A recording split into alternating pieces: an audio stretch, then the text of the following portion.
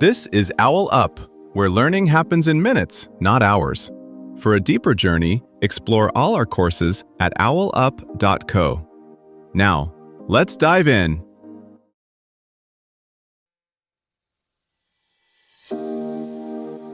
Welcome to Chapter 1 of our series, The Evolution of Pensions. In this episode titled The Origin of Pensions, Ancient Rome to Modern Birth, we'll explore the fascinating journey of how early societies laid the groundwork for the pension systems we know today. Get ready to uncover the earliest forms of pensions and how they shaped the future of retirement as we know it. Let's dive in. A Roman soldier once retired with a payout worth roughly a decade of wages. Today, billions of people chase a similar promise.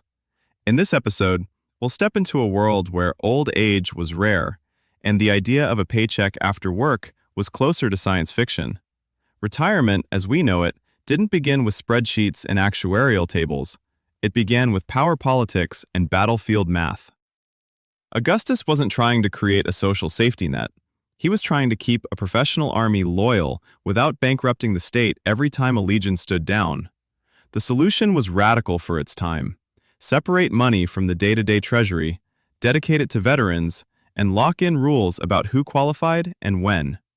That single design choice, earmarking resources for tomorrow instead of spending everything today, quietly set a template that would echo for centuries. Over time, guilds copied the idea in miniature, monarchs tweaked it to reward officials, and industrial employers adapted it to keep skilled workers from leaving. In this episode, we'll trace how a political fix for Roman soldiers slowly morphed into a global system shaping when and how millions step away from work. As Rome's veterans began collecting their promised payouts, a new problem surfaced. How do you promise money decades in advance when no one can predict wars, harvests, or tax revenues? Early solutions looked less like finance and more like improvisation. Emperors dipped into war booty, raised special levies, or granted land instead of coin. Later, medieval guilds experimented with pooled dues and strict membership rules, turning shared risk into a kind of financial craft. Each step forced societies to confront the same puzzle: who contributes, who qualifies, and what happens when reality doesn't match the plan. Roman pensions didn't stay a battlefield experiment for long.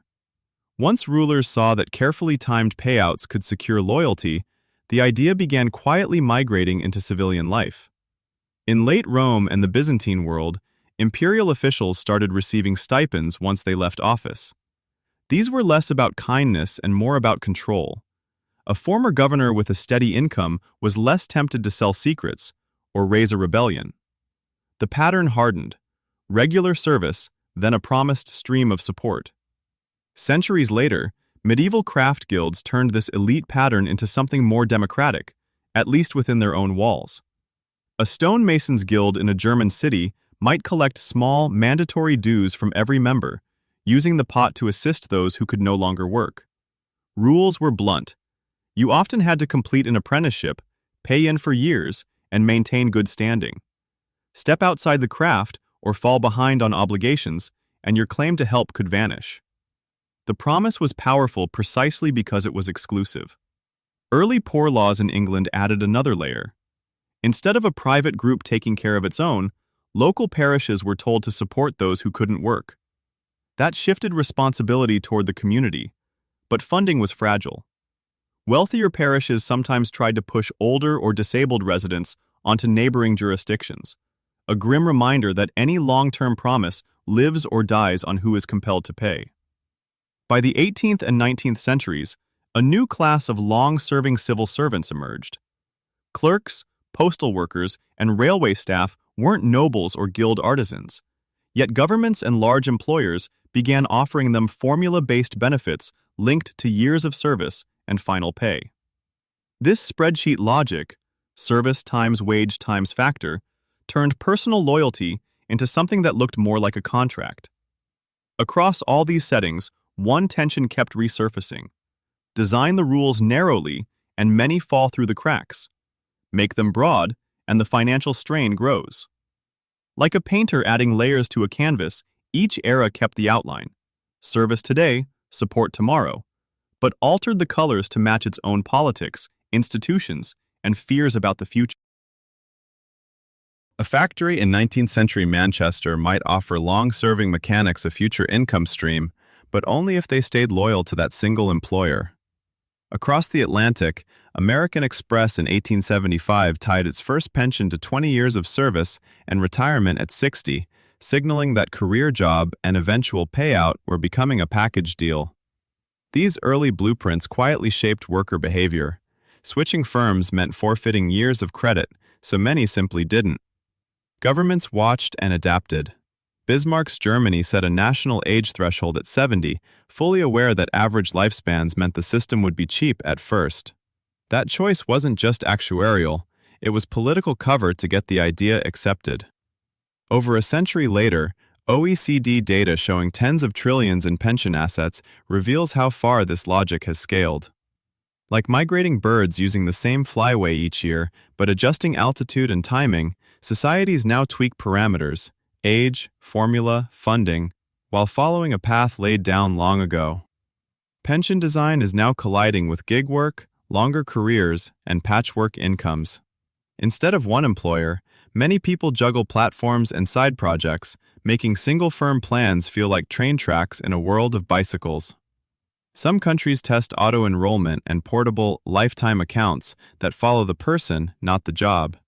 Others explore digital ledgers to track micro-contributions in real time, hinting at systems that update as fluidly as a navigation app rerouting mid-journey. Your challenge this week. Look at one pension or savings scheme you're in, or eligible for, and map how it would cope if your next 10 years of work looked nothing like your last 10. Different employers, locations, or income patterns. Where does the design break, and what would need to change for it to keep up with you? Today's pension questions: who pays, who qualifies, who moves the goalposts, sit on the same fault lines as those ancient bargains. The twist now is scale. Trillions stored like water behind a dam, feeding millions downstream. As work patterns splinter, the real experiment is whether we can redirect those channels without draining the reservoir mid-flow. Try this experiment. Log into your retirement account today and, for 1 month, role-play as if you were a Roman legionary earning a future pension instead of a modern worker. Pick a specific percentage bump, say plus 2%, to your current contribution rate and actually change it, then set a calendar reminder to check how your projected retirement income number shifts at the end of the month. While you go through your normal workdays, briefly note, mentally is fine, each time you feel, I earned my future stipend, and see whether imagining your contributions as a guaranteed future payment, like a Roman pension, changes how you feel about both work and saving. This was OwlUp, your daily step forward. To keep learning with structured courses and more insights, go to owlup.co.